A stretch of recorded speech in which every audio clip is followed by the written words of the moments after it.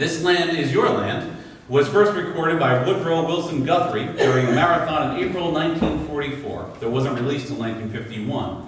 Since that time, it's been sung most frequently by Guthrie's fellow traveler, Pete Seeger. Seeger has said that Guthrie would write down the lyrics first and then put the words to music. This probably was the way Guthrie operated this time, since a gospel recording of When the World's on Fire by the Carters 14 years earlier seems to have provided the tune for This Land Is Your Land. According to NPR, Guthrie seemed happier on the road than at home and had walked, hitched, and ridden the rails all over the country. Apparently, he was irritated by Irving Berlin's God Bless America, which had been sung by Kate Smith and played endlessly on the radio in the late 1930s. Just what was it that was wrong? Although they've seldom been sung, This Land Is Your Land included a few verses that were a bit too radical for the anti-Marxist 1950s and weren't recorded until later. Since then, others have recorded them and offered up a verse that Guthrie had scribbled on a sheet of loose-leaf paper. It goes like this. One bright sunny morning in the shadow of the steeple, by the relief office I saw my people. As they stood hungry, I stood wondering if God blessed America for me. Even today, we might still ask ourselves sometimes if the hungry are as blessed as most of our country is. Then there's the verse that seems oddly reminiscent of today's world. There was a big high wall there that tried to stop me, but the sign was painted that said private property. But on the backside, it didn't say nothing. This land was made for you and me.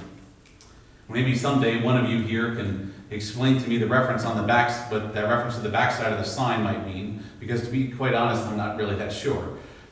I guess what Guthrie was saying overall, though, is that we have an amazing country that we seldom appreciate enough. It's a land that's filled with splendor and riches and priceless beauty. It should inspire us with awe and lead us to share it with others. If its endless skyways inspire us, then we should do a better job of remembering that we live beneath the same sky. If our valleys are indeed golden, then perhaps we can find a reason to hope in the midst of our struggles. And if our country's redwoods towering high above us lead us to look upwards, then we should also think about the God who calls us to stand tall, calling others to greater acts of nobility and service. You know, when I was a kid, I used to think that this song called us out by name. After all, this land runs from California to the New York Island. By that time, I didn't know too much about Manhattan geography, so I was pretty sure that we were the New York Island. What other island could there be? But in a way, I think that's kind of the point.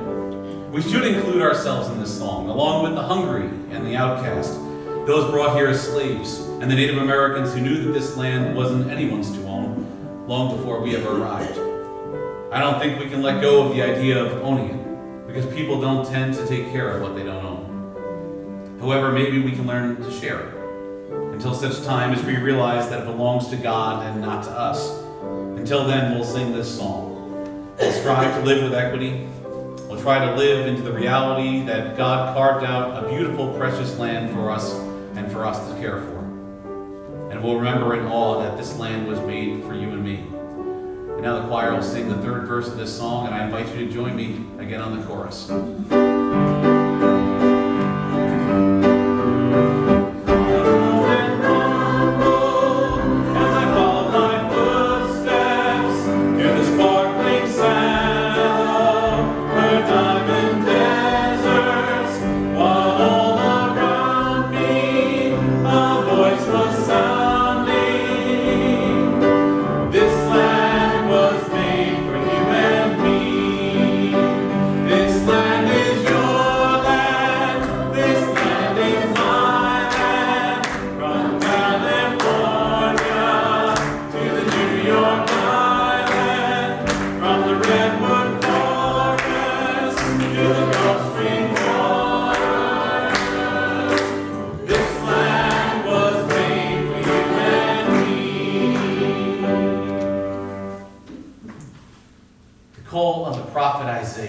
Was both vivid and frightening.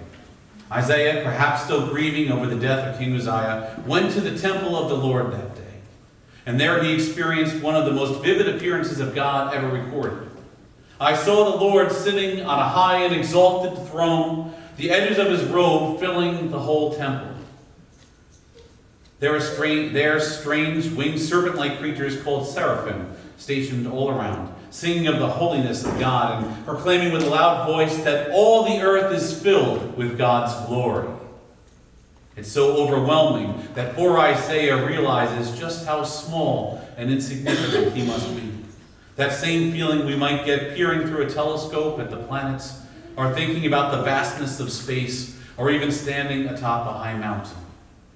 I think that if we truly try to comprehend what we can experience of this world, what the sciences help us to fathom, then it's really hard not to feel a bit overwhelmed or overshadowed by it all.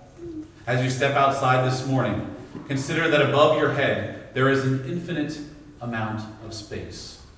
Literally, an infinite amount of space. Directly above you there are fiery stars burning, lumbering planets, speeding comets, and whole galaxies whirling above your head. And here beneath our feet there are miles of soil and rock floating on a pool of magma around the core. And that giant ball called the earth is constantly spinning with us upon it. That air that we're breathing right now, it means life and death to us, doesn't it? Not only are we keenly aware of our need for the oxygen that it shares with us, but it deflects the harmful radiation that the universe would subject us to. And its 15 pounds of pressure per square inch provide just the right balance to keep us from swelling up like a balloon inside our skin in a vacuum.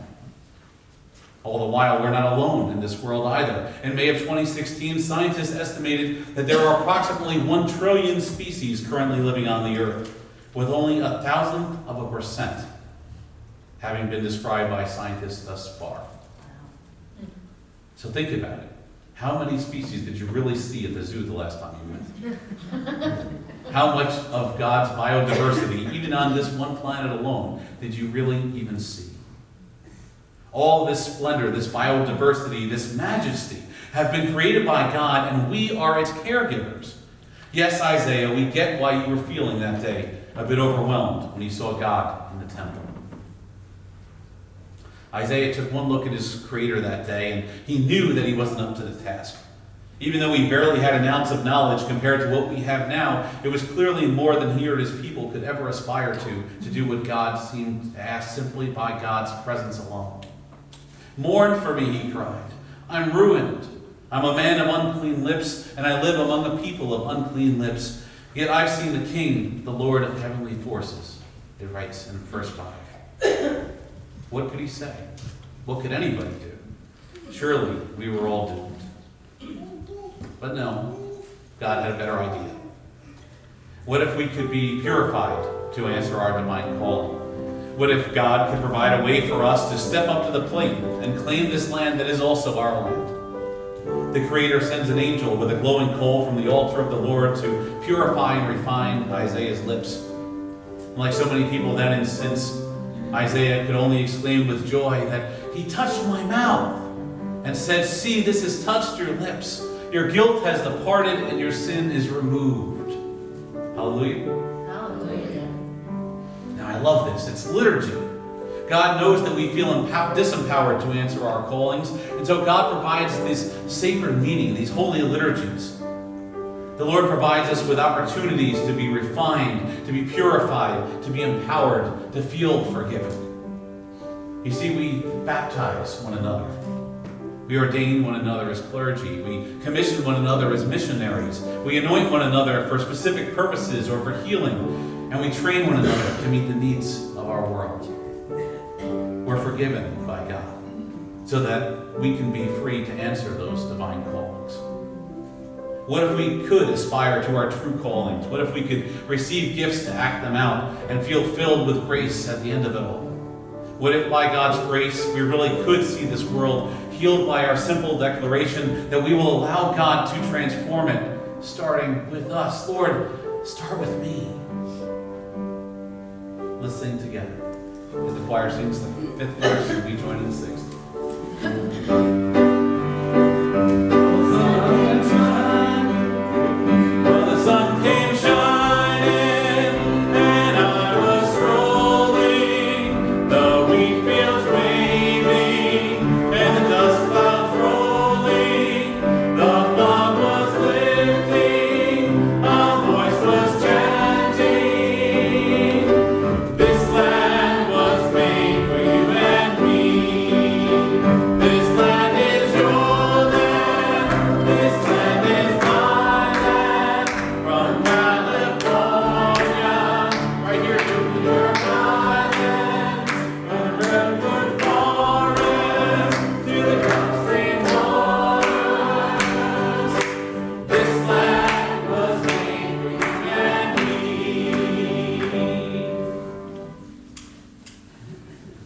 let's consider one of the small details of this story for just a second.